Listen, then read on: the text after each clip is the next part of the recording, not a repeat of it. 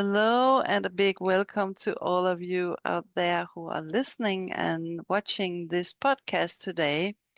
And today we have Erlene Smythe. Is that Yep. right? Yep. Smythe. That's right. It's difficult, but a big welcome to you. So nice to have you here. Thank you. Thank you. I'm so happy to be here. Tell us a little about where are you coming from? Where do you live right now and all that? So, where I come from and where I live are two very different places. Aha, we want to know both. Okay. I was born and raised in Espanola, New Mexico on Roy L. Morgan Farm. It's named Roy L. because my grandfather's name was Roy and my grandmother's name was Alberta, and they founded it. So, I'm a third generation horsewoman. Our farm, Roy L. Morgan Farm, is in the American Morgan Horse Association Breeders' Hall of Fame.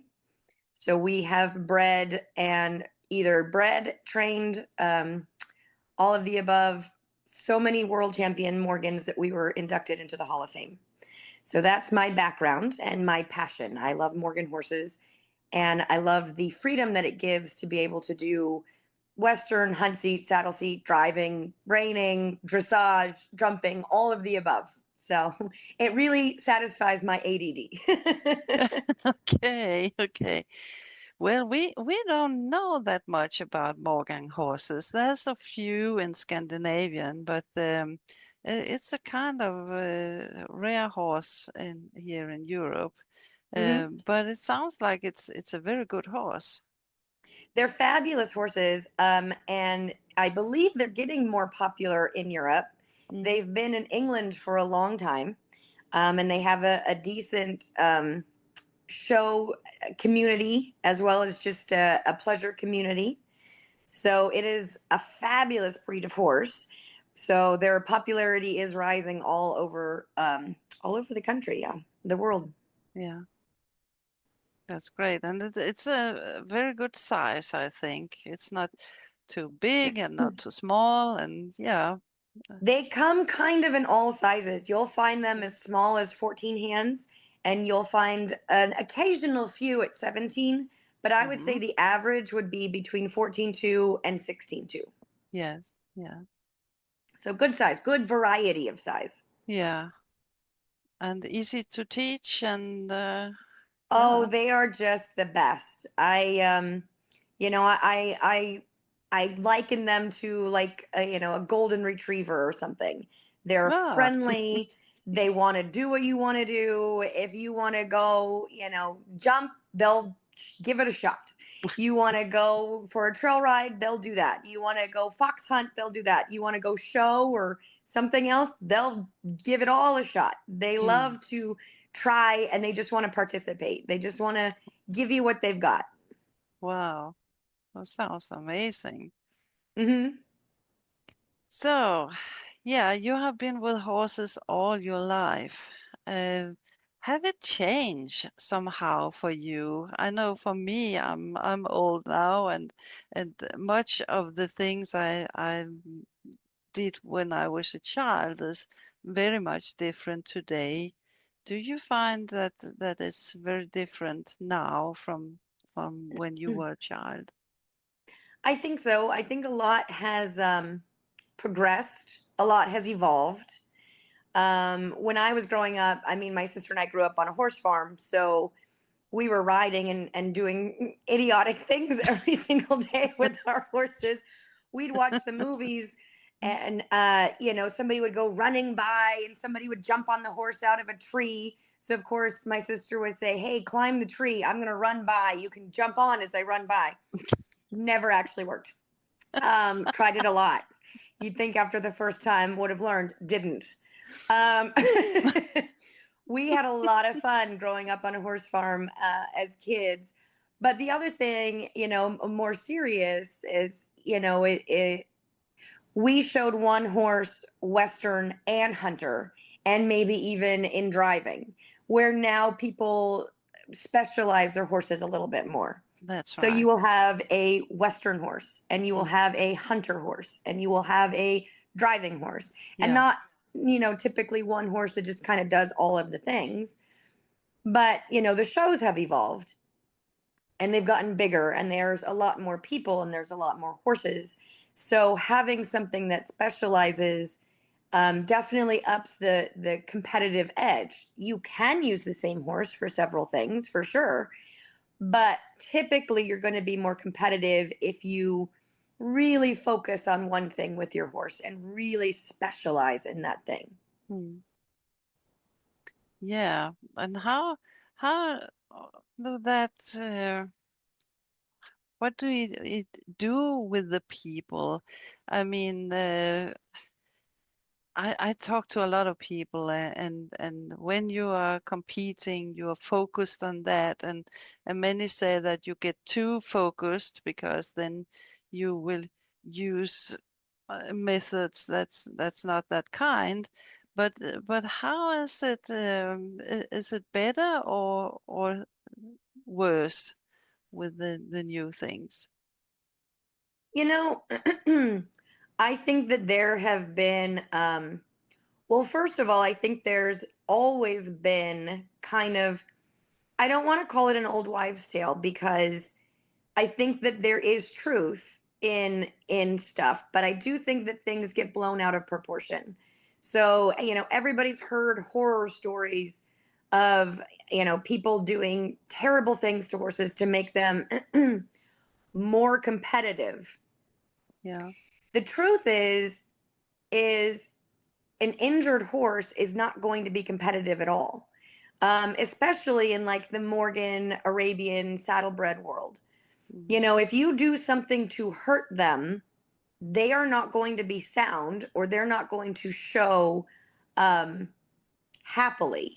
And one thing that is penalized in any of those breeds are horses that pin their ears, horses that aren't sound, horses that swish their tail, and where some breeds, kind of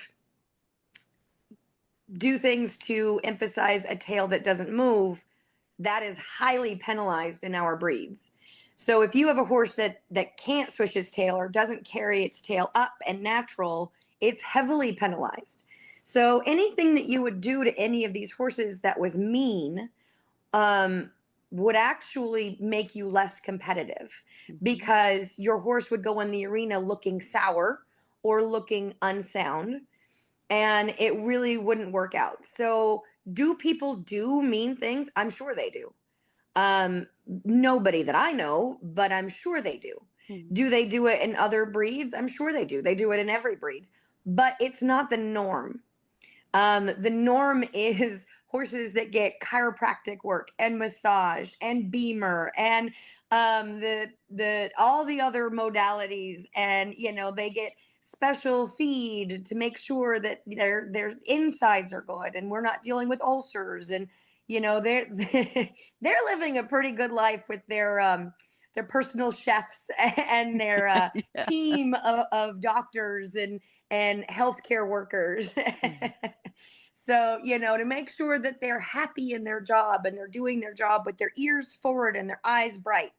Um, those are actual things that we look for in those breeds is a happy expression and happy ears and absolute soundness and that kind of stuff. So, Mm. you know, I'm not going to say that bad things don't happen. I'm sure that they do, but it's not the norm. No, That I know for sure. that sounds great. And then I would like to be a horse there. Yeah. You walk around any of the Morgan shows or the Arab shows or the saddlebred shows, and you'll have a horse, standing in the cross ties getting a massage, or you'll have horses standing there in their beamer, and they're all just, getting ready and making sure that they are happy for the rest of their week. So, I would say the evolution of horse shows has also been an evolution of education Yeah. and understanding what it takes to have a true athlete and a happy athlete. And we look at the human world of, icing down legs and doing massages and all of the modalities that we do to keep our human athletes comfortable and competing. And we do the exact same thing in our breeds, at least in Morgan's but I think that it's pretty common in all breeds now. And so the evolution of the show, where you would take one horse and you'd show it in Western and you'd show it in Hunter and you'd show it in everything. And now you have your Western horse or your Hunter horse or your, English horse, whatever it may be. Mm-hmm. I don't necessarily view that as a bad thing. It does make it sometimes more expensive, but I don't think it's a bad thing because you have a horse that's really specializing in um, something, and it really understands this is what I'm doing. This is what I've been trained for. The training has evolved as well. Mm-hmm. So, really teaching a horse to strengthen its core, really working on your horse's top line, really working on making sure that all of the muscles are developed so the horse can do the job that you're asking it to do, happy and healthy and long, and have a long career. We have horses in our world, Morgans, Arab saddlebreds, Hackneys, all of them, that they start off as hot 2 and 3 year olds with the trainer showing in the open classes, and then few years later they're showing in amateur classes, and then several years later they're showing in the older junior exhibitor classes, and then several years later they're in the younger junior exhibitor classes, and then next thing you know they're doing walk trot with little teeny kids, and they are still sound and they are still happy and they're still showing in their 20s, which if we weren't doing a good job as partners with our horses, they wouldn't be able to continue showing well into their 20s, and have these show careers that span that long. So the evolution of the showing, going from your one horse that does it all to specialized horses, but also the evolution in education and horsemanship and training and horse care, they've all come a long ways. So it has evolved, and I think maybe it's definitely probably more expensive than it used to be, and I think that that's something that needs to be talked about and people need to be aware of. Mm-hmm. But I don't necessarily know that the evolution is a bad thing. And I think that there still shows, at least here in the States, that if you have one horse and you want to do hunt seat and Western and jumping and everything else, you can. You might not be at a regional level or national level, yeah, at a breed show, but you can certainly go to open shows, which are everywhere. I've lived on both coasts and a lot of places in between, and there is still a healthy and vibrant open show market and circuit that you can take your one horse and you can go show Western in the morning and hunt seat in the afternoon, or all of the above, a little bit of jumping and that kind of stuff. So there's a little bit for everybody here in the States. And it just depends on where and how the level you want to show. Mm. Sounds great. Yeah. Lost confidence in the saddle? I can help. My Get Back on the Horse program is designed to help you overcome fear and enjoy riding again. Let's get you back in the saddle with confidence. Click the link in description to join. And yeah, you have a lot of things. You have much more wisdom than we have in Scandinavia. And it's coming also, and there's a lot of fun thing you can do with a Western horse. I Yes. have seen that. But you are not working with Morgan right now. You're working with another kind of horses. Tell us a little about that. So right now I have the absolute honor, and I do believe it's an honor, to head up a lesson program at a local Arabian barn. It's called Daniel Training Center, and the riding is called Apex Riding Academy. And we do lessons for, I think my youngest student is 4, and my oldest student, I'm going to say, is in their 70s. I'm not going to give you an age. No, not if it's a woman. Yeah. So we teach every level. We teach pretty much all ages. I have riders that have never been on a horse before, and I have riders that compete at a national level. So we really do teach from beginning to totally advanced, almost expert. Um, The horses that we use are mostly Arabians or half Arabians, and it is a Arabian training center. Daniel Training Center is an Arabian training center. They do Arabians, half Arabians, and saddlebreds.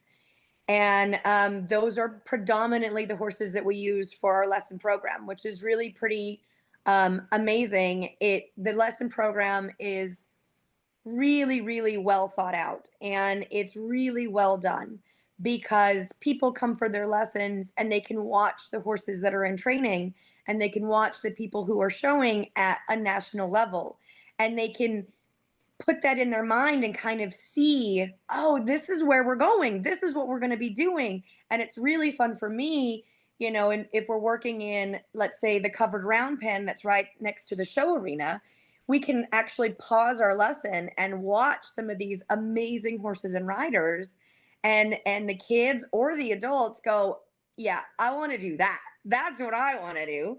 Mm. So they get to watch a little bit of that and then put that into practice in their lesson. And most of our lessons are former national champions. They've all been show horses for the most part. So it's kind of a big deal for them to get to ride these horses and have the opportunity to learn from these horses. Because as we all know, as horse people, horses are the best teachers. I can tell Right. you all the stuff I know, but the horse actually getting you to do it, the horse is definitely the best teacher. So we have some phenomenal lesson horses, and it's just a joy to do that because without lessons and without bringing people into the sport and into the world of horses, we don't have a horse industry anymore. So the ground level, the starting point is lessons. So being able to do that and run this program and introduce people into the sport of horses is an honor. And I think a lot of people kind of overlook that. And you have a lot of young professionals that don't want to give lessons. They want to train horses. And I still train horses. I have horses in training, but my focus right now is doing the lessons. And it's just so cool to work with these people and set goals and have them, say, gosh, I didn't think I'd like this much, but I'm loving this and I want to do more. And I want to move up. I want to show academy. And then maybe I want to go on the show team. And I love that horse. I want to ride one of those horses, and being even a small part of that, I think, is so cool. And it's just so necessary because without somebody, in the round pen, on the lunge line, in the, back arena, heels down, teaching it up, down, up, down. This is how we post. This is what a diagonal is. This is how turn your horse and communicate. We don't get new people in the sport. And without new people in the sport, it's going to dwindle. And I think that lessons and lesson programs are so important. And I wish more young professionals really took that under their wing and were more passionate about that. Everybody wants the big blue ribbon and all the roses and in the spotlight, but you can't get there without bringing more people in. So right now, I'm just having a blast teaching people of all ages and bringing people into the sport. It's really, really cool. Yeah, and also when you have well-educated horses, the students will learn so much faster. Absolutely. And it's I hear so many things and I get so many people in the program, and I'll get people in that have fear or have bad habits. And I ask them about their riding experience. And, oh, well, I was taking lessons down the road, and, their lesson horses aren't broke. And every time I'd get on, the horse would take off. And I fell off the first few times. But then I learned how to ride a horse that was taking off with me. And I'm going, that's not right. That's like trying to learn No, how to drive in a car that the brakes go out every now and again. Like, that's not how you should learn how to drive. no, that's right. So, it's there's a lot of scary stories, and there's a lot of lesson programs that aren't great. And it does a disservice to in two ways. One, it's teaching people bad habits. I call it survival riding. So you Yeah. get on and you hang on. And I'm like, Mm, no, no, sit up, sit back. We can't, that's not how we ride, but that's how they've learned to ride because they've been riding horses that do terrible things, or they just don't want to ride anymore because it's not fun. And mm, ultimately, we're not curing cancer. Ultimately, horses are a recreation, and they're also a great way to be healthy, and a really fun way to get strong and build muscle and balance, and wonderful for your mental health. But ultimately, that we're not curing cancer. So, we need to make sure that we're doing our due diligence and making this fun, and making learning fun, and making horsemanship fun, and making, the exercise of horses, the leg strength and the core strength, and the mental health. And if you're going to ride a horse and you're afraid to go there because you have a 50-50 shot of falling off because the horse that you get put on half the time runs off or bucks or spooks, it's not fun, and it doesn't help your mental health. It hurts it. mm. And those are kind of things that happen in some lesson programs that's not right. That is a disservice to the No, wine industry. it's not Um, right for the student and it's not yeah. right for the horse either. No, No. no, it's not. It's a dangerous situation. It's a Mm, dangerous situation for everybody because when somebody falls off, of course, they have the potential of getting hurt, but also now you have a loose horse that could be, panicked, and bad things happen to panicked horses. mm. So, it's not a good situation for anybody. And so, I wish that everybody took pride in their lesson program like Julie Daniel does, and has done a phenomenal job in handpicking her lesson horses. And I as a professional trainer, rider, coach, I still ride the lesson horses depending on what they need. If they need a refresher, or if they need a little bit of work, strengthening their top line, or working on a little bit more bending to keep them healthy and happy. I mean, they all get beamered, they all get massaged, they all get everything that they need to help to keep them healthy and happy for their lessons, so that they can be the best teachers they can be. Mm. Because like I said, horses are the best teachers. And if they're sore, if they're not hurting, or if they're hurting, if they're not feeling well, they're not going to be fabulous teachers. So we have a theraplate that they go on. We do everything we can to keep them healthy and happy. Today is their day off, and they all get the day off, and they're rotated through the week, so they don't have to do a ton of lessons, and they're not burnt out. They are fresh. Excuse me. When people come, they go to the front of their stall or their corral when people come to catch them because they're excited to be caught and go work. So running a lesson program with happy, healthy horses is so important. And making sure that you're taking really good care of your lesson horses is so important because they're the teachers. I'm saying words to you, but if they weren't doing their job, whatever I said isn't going to work because they're going to do what they do. Yeah. So, having them be happy and willing participants is huge. So yeah, that is a really important part of a lesson program, is absolutely the horses, and making sure everybody's going to be safe. And I can imagine you have Arabian horses for lesson horses. They really have to be taken care of because they are very sensitive in any way. So that's fantastic.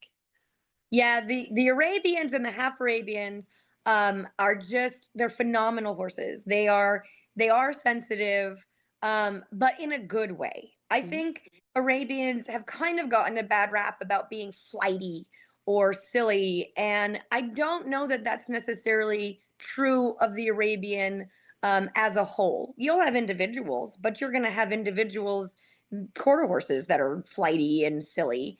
mm, So they've kind of gotten their reputation, but I mean, these horses are solid, absolutely solid. Actually, every single horse we have on the property is just solid. They're not silly.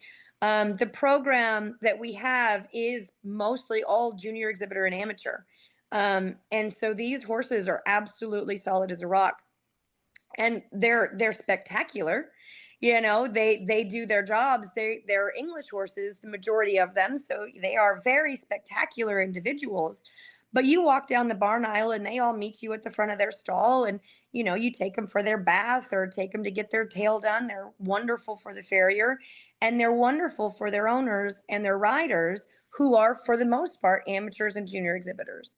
So they are a fabulous family horse, and they the horses especially that are on our property for Apex or for Daniel training, is they're just fabulous individuals. They're a lot of fun to work with. Yeah, that's They're fantastic. sensitive in a good way. If you ask them to do something, they do it. They're not just going to be like, ho hum, maybe not today. They're going to be like, absolutely, aye, Captain, let's go. But that also depends on how you treat them from the start. Hmm. Yeah. Absolutely. Absolutely. I mean, in the show world, whether it's the Arabians, half Arabian saddlebreds, Morgans, these babies are born into human hands. Yeah, we're there when the mares foal out, and we're there, petting them and petting the mama and giving the mama treats and welcoming the new foal to the world. And, we start I say halter training them when they're, 2 days old. We put the halter on and they follow mama, and we just happen to be there, so they are learning to be led when actually they're just following mama.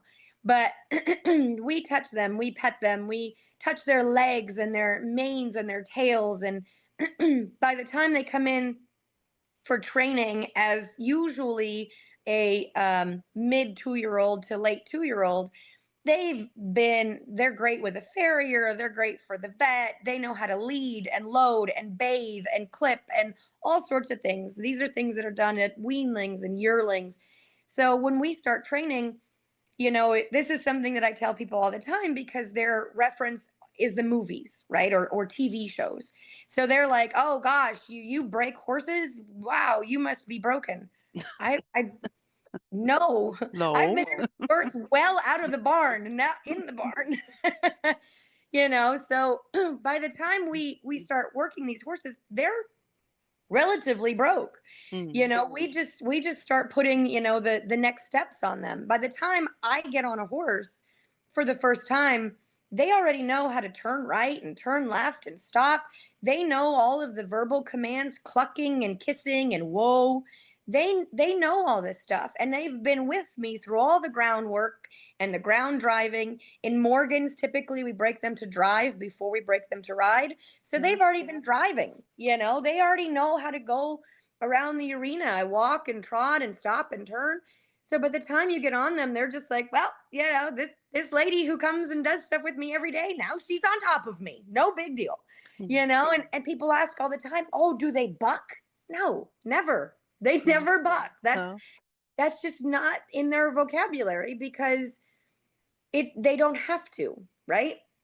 If No. you do your job, training a horse correctly, bucking and rearing and that kind of stuff just doesn't enter the realm. It doesn't make sense to them. Why would they? A horse bucks and rears and does that kind of stuff from fear, from Mm. pain, Mm. from confusion. And if you're doing your job right as a trainer, none of those words should be part of the vocabulary of your young horse. There should be no pain, there should be no confusion, there should be no fear. So, when we break these horses to ride and drive, it's just another day in the barn. And Mm. they get lots of pets, and they get told that they're wonderful, and all of the things, and they're very proud of themselves. They understand that they were asked to do a task and they did it well, and they were praised for it, and they get an ego, and they start going, Mm. I am very good, I do know what I'm doing, and they take pride Want in to their work. get back on the horse?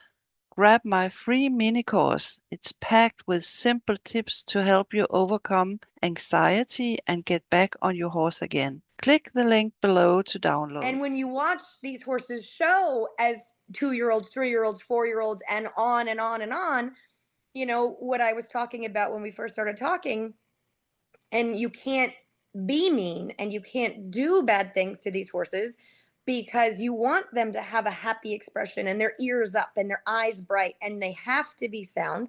they'll be excused from the ring if they're not sound. Mm. So, they have to like their job. They have to love their job. And the only way to get that to happen is through positivity and working them in a positive way.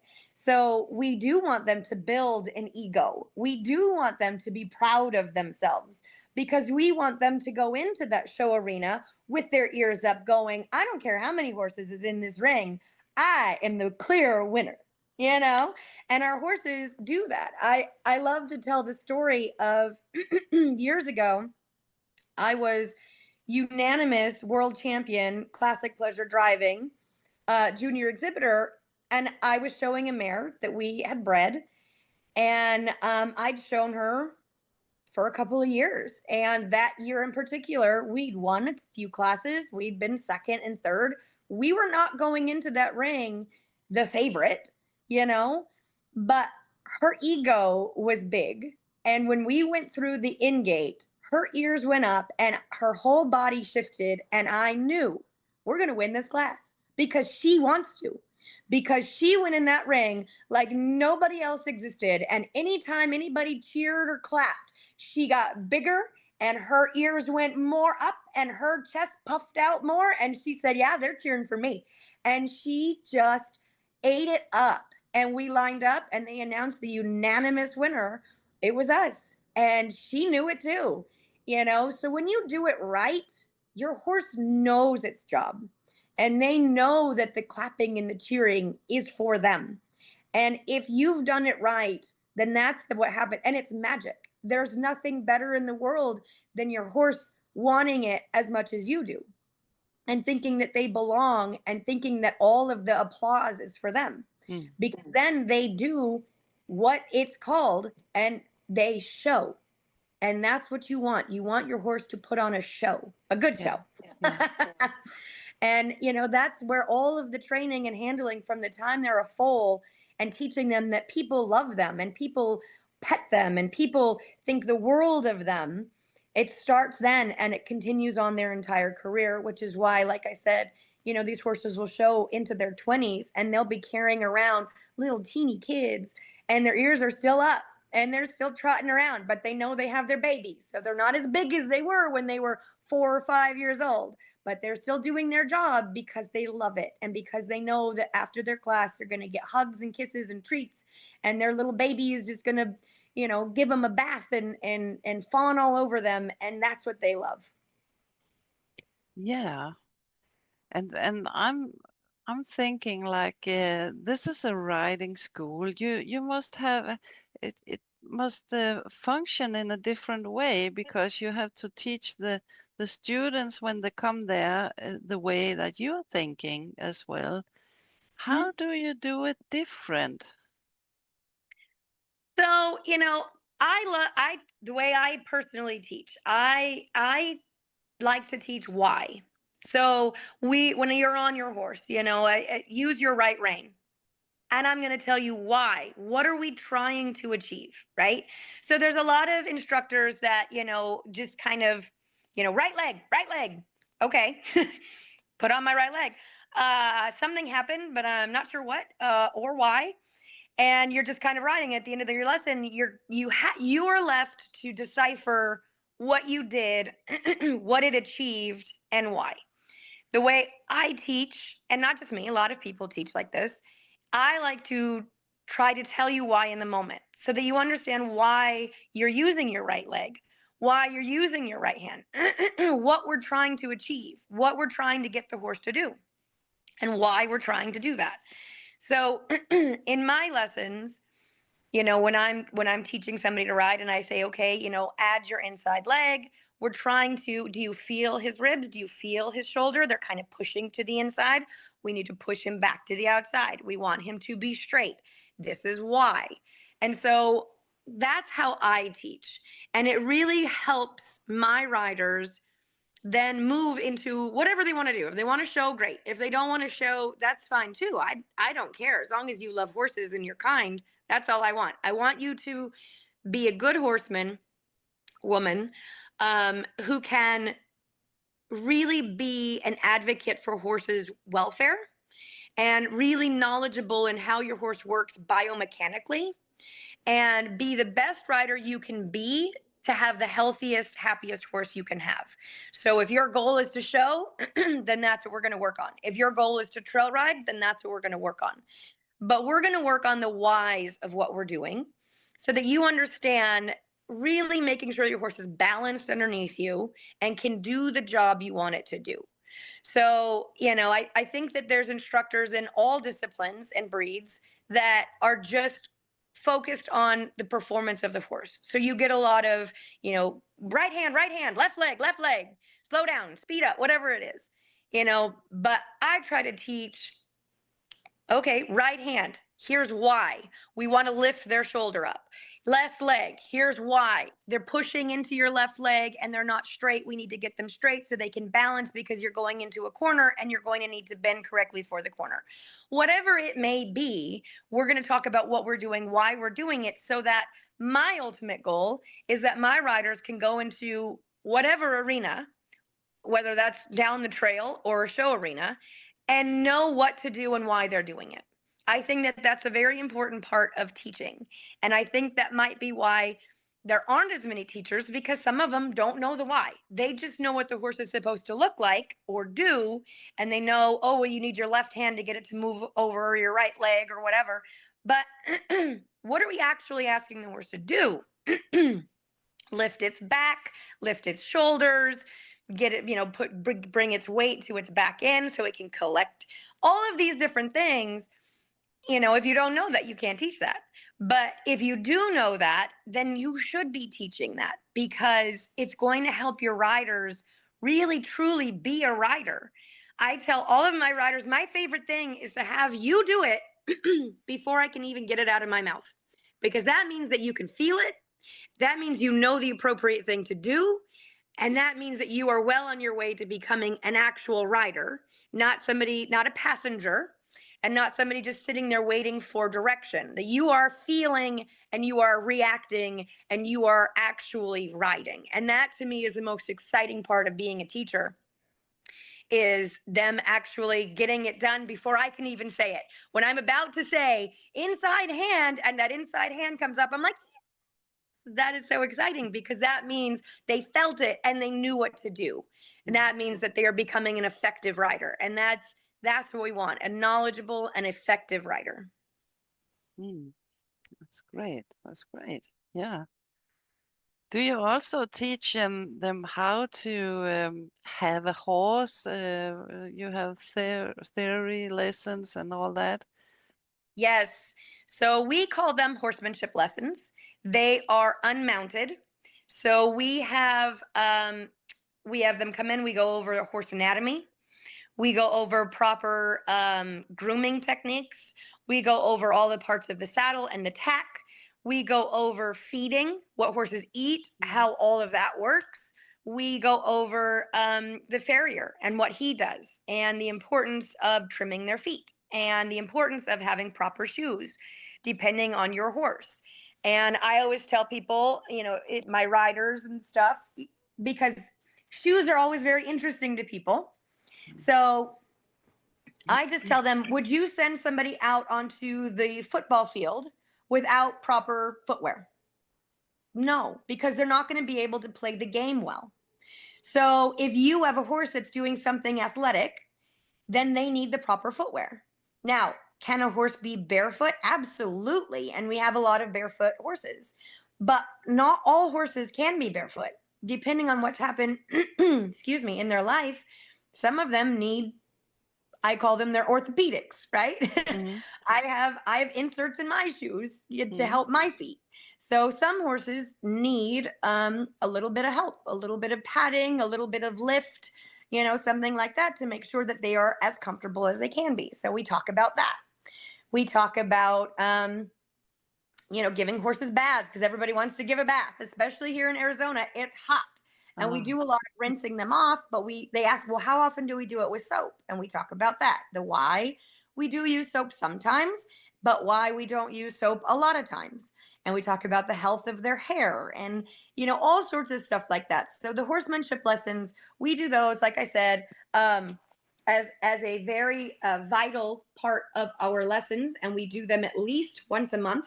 So they get their riding, but they also get the horsemanship lessons to learn all of the ins and outs of horses, and care and what goes into it. Because we want not just good riders, but we want really good horsemen and women who know how to take care of a horse and know the proper ins and outs and all of that kind of stuff. We actually even have a therapy team at Apex and Daniel Training Center. And the therapy team is typically our teenagers, and they come in and we teach them how to do a lot of the modalities like the TheraPlate and like the Beamer, and how to properly wrap legs, whether it's to work or pillow wraps for a standing wrap. And we teach them about, medications and little wound care, putting the medicine on and making sure that, a fly can't get to it, and all of that kind of stuff, because we believe that that's really important for horse people to know, in case they ever have to do that, in case their horse needs a standing wrap. They you know have a baby injury and they need a standing wrap for a few days, or they, laid down and rolled and their hip got a little, sore on it. Okay, well, we have to treat that. We don't just leave that, and all of those kinds of things. So we try really hard to make sure that our people really understand horsemanship, horse care, and all of that proper horse husbandry. Hi, if you love horses and want to learn more about riding, training, and building a deeper bond, join my monthly membership. You'll get expert advice, live workshops, and a supportive community of horse lovers. Click the link in description to join. Are they willing to do it? I have heard about riding schools, and they say no, the parents will not pay for that one. They want their children to ride. How do you manipulate the parents here? So, I don't know if you can tell this, but I'm a little bit of a force. And I am also very, very positive. And, I do have parents that say, oh, they're not riding today. Mhm. And I say, no, absolutely not. We're not riding today. I am not here to just make a rider. I'm here to make a horse person. And what you can be somebody who gets on a horse and can make it go left and right and forward and backward, or you can be somebody who truly understands horses. And that's our goal. I want somebody who truly understands horse care. I want somebody who understands how to take care of a horse. If you can't catch your horse, if you can't halter it, lead it, groom it, if you don't know the parts of the saddle or the parts of the horse, you're not a horse person. You're just somebody who sits on top. So if you want your child to actually be a horse person, this is a vital part of their education. Otherwise, they're just somebody who sits on a horse. And the parents, every single time, 10 out of 10 times, go, oh, okay. And then I just put on a big smile and grab the kids and off we go. So it is, That's a great tip for the riding schools. I'm yes, sure. Yeah. yes. I just, it's a necessity. It's a Mm. requirement. It is. It is not optional. Mm. But if it's presented in a way that it's vital, and that it if you just present it in a way that it is a requirement, then people go, oh, well, you can't tell me what to do. But if you present it in a way that, look, when you teach your kid to drive, are you going to teach your kid to change the tire in case they get a flat Mm. in the middle of nowhere? That's Yeah. it. Yeah.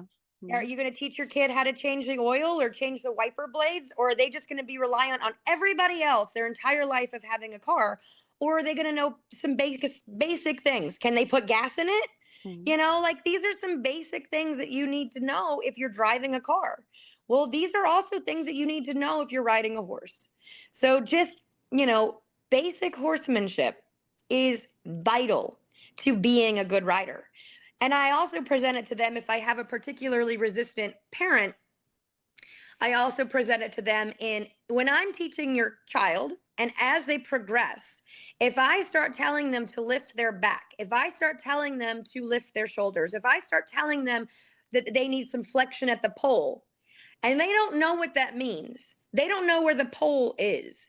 They don't know that your horse can actually lift its back. If they don't know how the body works or the parts of the body and how they work together, they're not going to be as effective of a rider as they could be. They're not going to be as good of a rider as somebody who actually understands the parts of the horse and how they work. So this is all vital to being a better rider as well. So that if the beginning part doesn't get them, that part always does. So they start to go, "Oh, yeah, riding is more than just sitting on top and going right and left. Like Mm, riding is the whole thing." that's right. You are so right.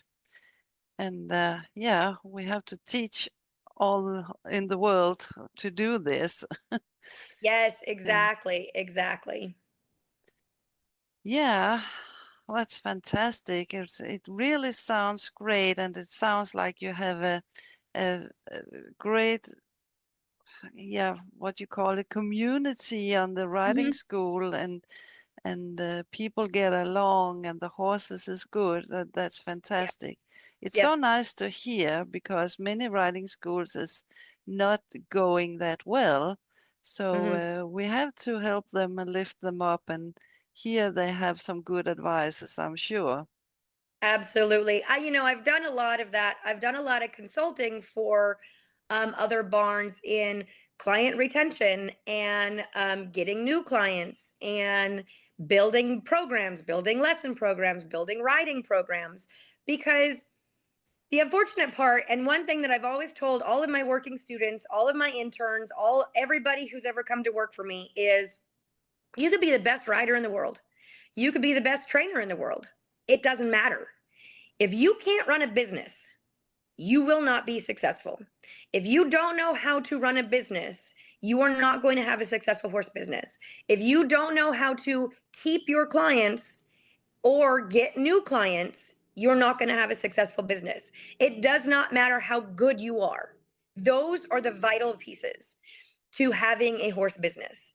So, I've done a lot of work with a lot of barns on teaching people how professionalism, customer service. This is a customer service business. And if Mm, you're rude and you don't know how to answer questions or you feel personally attacked anytime somebody says, "Well, why did you do that with my horse?" or "Why did you say that to my kid?"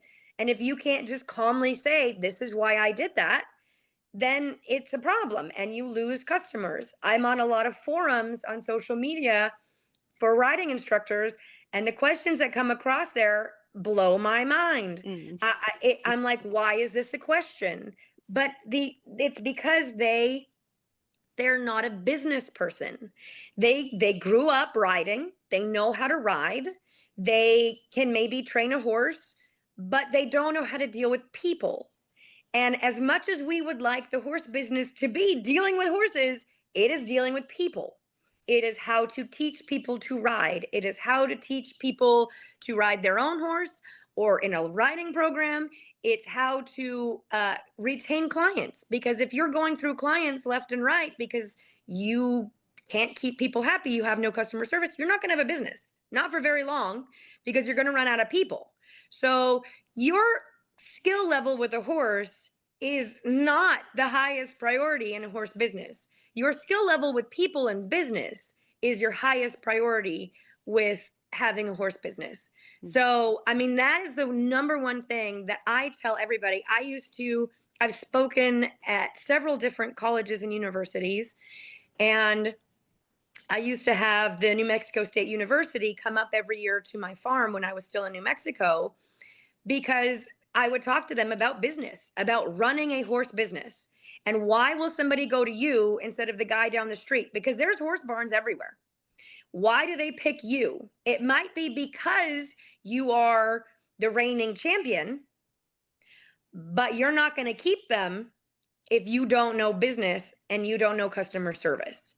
So, people say, well, why is everybody at that barn? That trainer is only showed at a regional level because they know customer service Mm, and because they do a good job with their people and their business.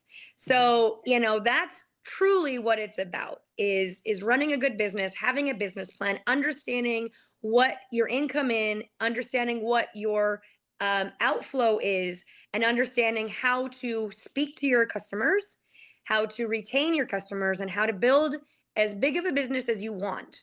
I mean, I prefer to have a waiting list, because Mm. if something ever happens, I have people waiting to come in, waiting to do lessons, waiting. The barn is completely full. We have a waiting list. So, when that happens, you're running a good business.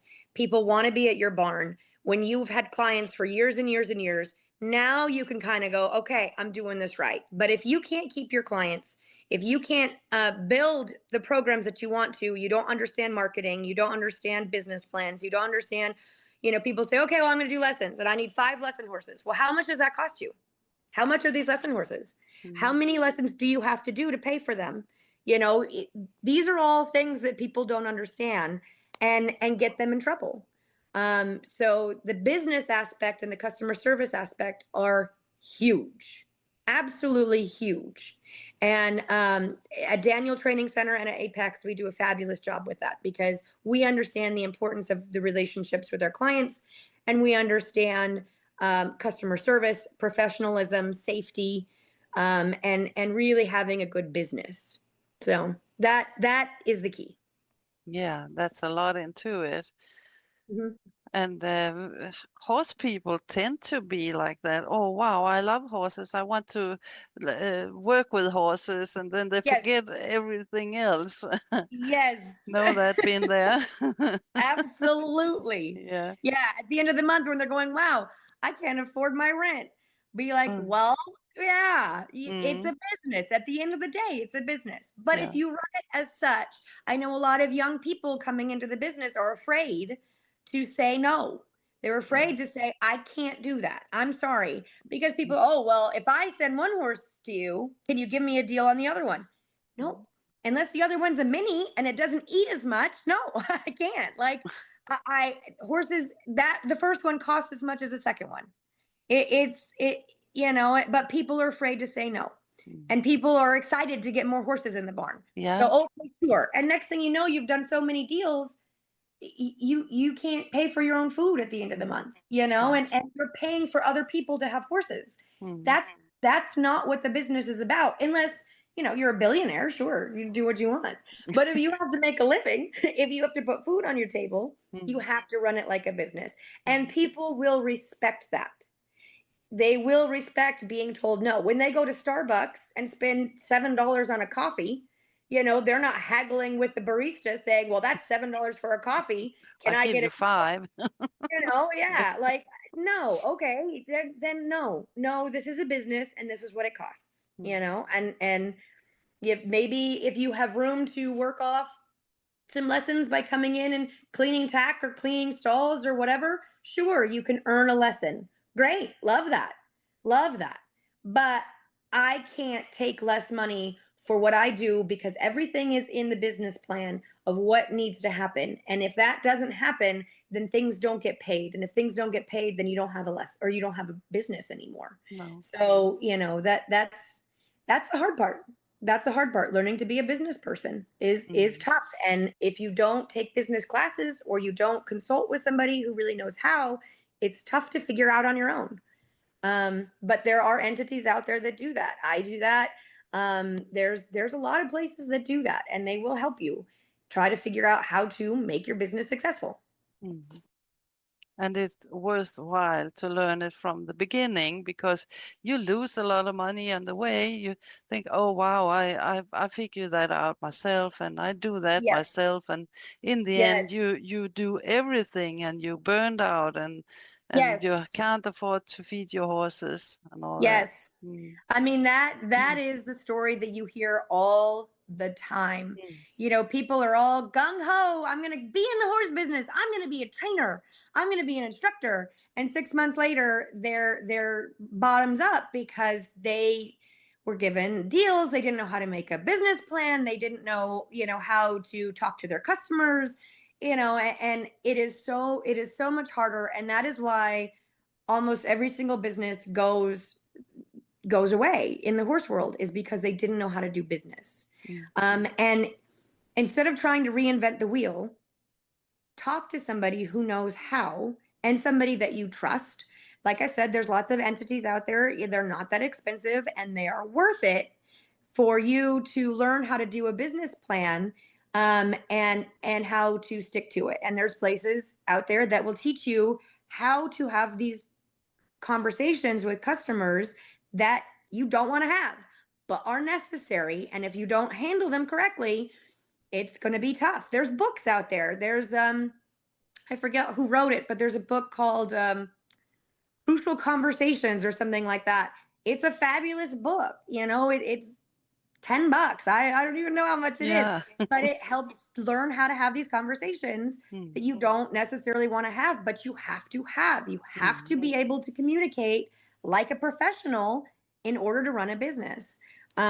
So yeah, I mean, these things are really important. And trying to reinvent the wheel, like I'm going to just open a barn and figure it out, you're doing yourself a wild disservice mm, because you're going to try and reinvent the wheel, but the wheel's been around for a long time mm, and you might be able to put some little your own spin on it once you get it running, but trying to reinvent the wheel, it is you're going to be burnt out. You're going to be working horses all day and you're going to be giving lessons all day, and then you're going to be going home and trying to figure out why I don't have enough money here, or the vet cost this and I thought it was covered but it's not, or the truck needs an oil change, or the trailer needs to go in for service and I just can't afford it. Well, these are safety things. If you don't get it done and you put client horses in that trailer and haul somewhere and somebody falls through the floor or the brakes give out or something happens, you're liable. And now you're spending hundreds of thousands instead of, 1,000.